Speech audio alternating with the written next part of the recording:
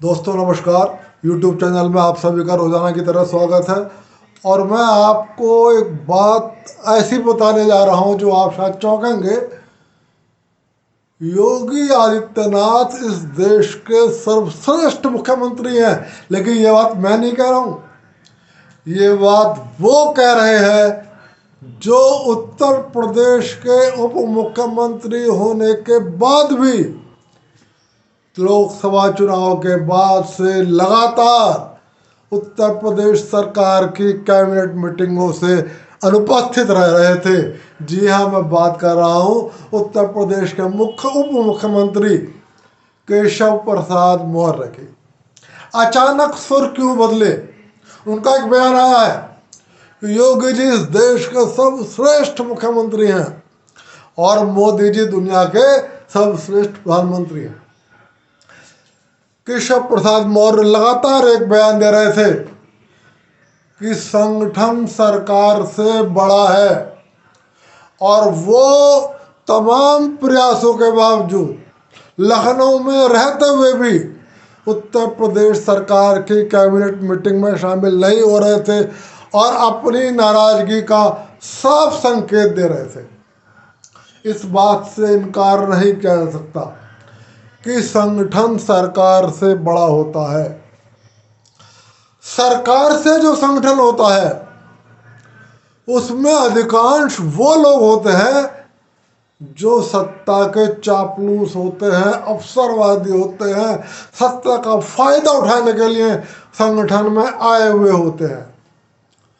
और संगठन से जो सरकार होती है उस सरकार में वो लोग होते हैं जो बुरे समय में पार्टी के काम आए, जिन्होंने जन संघर्षों को समय अपनी सक्रियता दिखाई, लोगों के आक्रोश के समय सड़कों पर आए। इसलिए केशव प्रसाद मौर्य की इस बात से इनकार नहीं किया जा सकता था कि संगठन सरकार से बड़ा है। लेकिन मुख्य बात क्या है कि लगता है नाराजगी कुछ दूर हो गई। लगता है कि हाईकमान के हस्तक्षेप से योगी जी और मौर्य जी के बीच में कोई बातचीत हुई है और इसीलिए अचानक अब केशव प्रसाद मौर्य जी ने ये बयान दिया है कि योगी जी इस देश के सर्वश्रेष्ठ मुख्यमंत्री हैं। इसका क्या असर होगा ये तो पता नहीं। फिलहाल तत्कालिक असर तो हम तभी देखेंगे जब उत्तर प्रदेश विधानसभा के अभी उपचुनाव होंगे।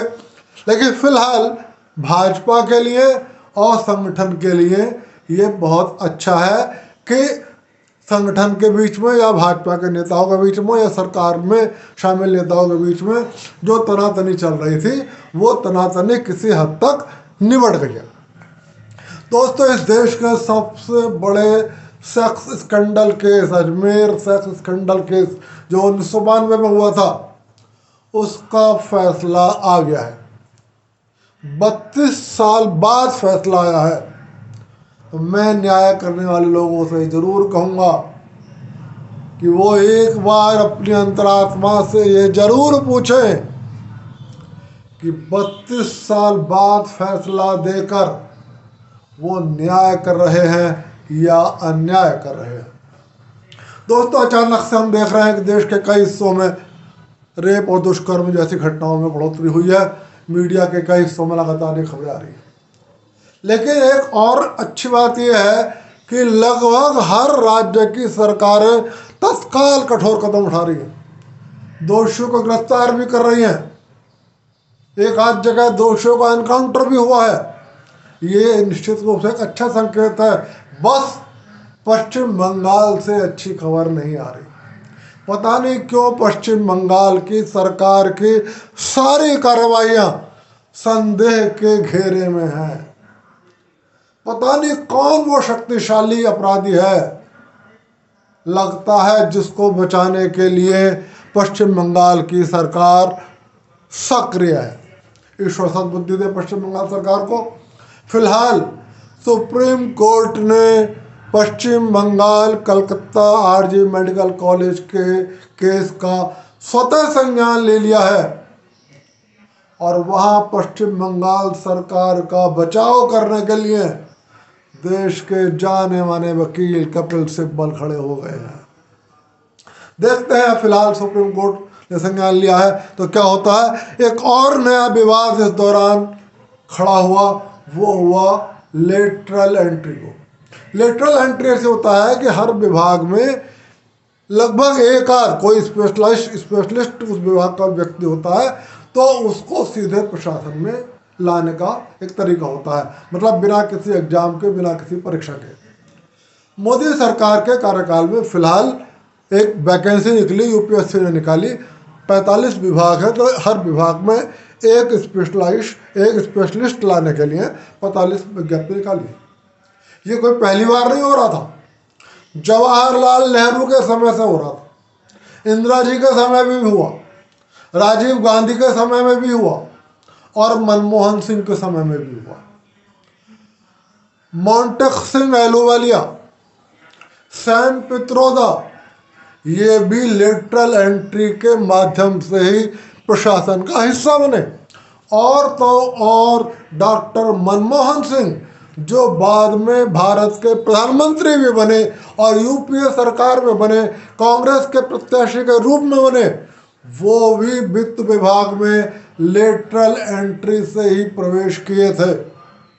और यही नहीं, यूपीए सरकार के दौर में सोनिया गांधी के नेतृत्व में गठित एनएसी में देश के कई नक्सलियों को लेटरल एंट्री देकर सरकार के प्रशासन का हिस्सा बनाया गया था।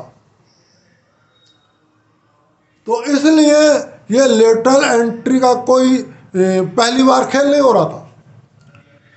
2005 में जब यूपीए की सरकार थी, तब वीरप्पा मोइली के नेतृत्व में एक कमेटी गठित हुई थी और उन्होंने ये सिफारिश की थी कि हर विभाग में कम से कम एक स्पेशलिस्ट, उस विभाग के कामों से संबंधित एक स्पेशलिस्ट होना चाहिए और उस हर विभाग में एक ऐसे स्पेशलिस्ट को लेटरल एंट्री द्वारा प्रवेश कराया जाना चाहिए। लेटरल एंट्री हमेशा हुई, लेकिन कभी भी उस लेटरल एंट्री का यूपीएससी के थ्रू सिलेक्शन नहीं हुआ, बल्कि सरकार में बैठे लोगों ने मनमाने तरीके से वो लेटरल एंट्री कराई। चाहे मनमोहन सिंह का कार्यकाल हो, सोनिया जी के एनएससी में जितने लोग आए बिल्कुल मनमाने तरीके से आए, वो किसी यूपीएससी के सामने नहीं गए, उन्होंने कोई परीक्षा पास नहीं करी, उन्होंने कोई इंटरव्यू नहीं दिया। लेकिन मोदी सरकार ने उसमें भी पारदर्शिता लाने का फैसला किया और यह फैसला किया कि सरकार लेटरल एंट्री नहीं करेगी, बल्कि यूपीएससी को ये काम सौंपा। लेकिन भारत का विपक्ष, उसे तो राजनीति करनी है, उसे झूठ बोलना है, उसकी राजनीति झूठ पर ही आधारित है। वो झूठ के माध्यम से सत्ता चाहता है, वो झूठ के माध्यम से देश में अराजकता फैलाना चाहता है। जो कांग्रेस जवाहरलाल नेहरू के समय से लेटरल एंट्री कर रही थी, जिस जब कांग्रेस सरकार ने एक ऐसा प्रधानमंत्री दिया जो सरकार का हिस्सा लेटरल एंट्री से बना, वही कांग्रेस ने अचानक ये राग गाना शुरू कर दिया कि यह दलितों और पिछड़ों का आरक्षण खत्म करने की साजिश है। ये 100% झूठ था, क्योंकि इस लेटरल एंट्री का किसी आरक्षण या किसी कैडर से कोई संबंध नहीं था। यह हर विभाग में एक विशेषज्ञ की नियुक्ति होनी थी, जो पहले से होती आ रही थी और जिसके लिए यूपीए सरकार में वीरप्पा मोइली के नेतृत्व में गठित कमेटी ने बाकायदा एक रिपोर्ट दी थी। लेकिन फिलहाल मैं आपको बता दूं कि सरकार ने, चूँकि इस समय देश और दुनिया में हर जगह आप देख ही रहे हैं, माहौल ख़राब है, कहीं युद्धों का माहौल है, कहीं अराजकता का माहौल है, भारत के पड़ोस में पूरी अराजकता फैली हुई है। भारत में भी आप देख रहे हैं, कभी कलकत्ता, कहीं यूपी, कहीं महाराष्ट्र, कहीं बिहार, कहीं ना कोई कांड हो रहा है जिससे लोग बिल्कुल सड़कों पे हैं। तो इसलिए सरकार ने कोई खतरा मोल नहीं लिया और सरकार ने उस लेटरल एंट्री के विज्ञापन को रद्द करने का फैसला किया है। यूपीएससी को लेटर लिख दिया गया है और उस विज्ञापन को रद्द कर दिया गया है। लेकिन मैं आपको सिर्फ ये बतलाना चाहता हूँ कि इस लेटरल एंट्री का आरक्षण से कोई संबंध नहीं था, और जो लोग लेटरल एंट्री के नाम पर ये कह रहे थे कि आरक्षण से छेड़छाड़ है, वो आपसे झूठ बोल रहे थे। उनकी अपनी सरकारों ने भी लेटरल एंट्री के द्वारा काफ़ी लोगों का सरकार में प्रवेश कराया है। मैं आपको सिर्फ ये कहूँगा, ऐसे नेताओं को पहचानो, ऐसे नेताओं को समझो। ये ना हमारे शुभचिंतक हैं, ना आपके शुभचिंतक हैं, ना देश के शुभचिंतक हैं, ना विपक्ष के शुभचिंतक हैं। ये शुभचिंतक हैं सिर्फ अपनी सत्ता के लिए। इन्हें सत्ता चाहिए, चाहे आपको लड़ा कर सत्ता लाए, चाहे आप में खूनी संघर्ष कराकर सत्ता में आए। इसलिए ऐसे लोगों से सावधान रहें।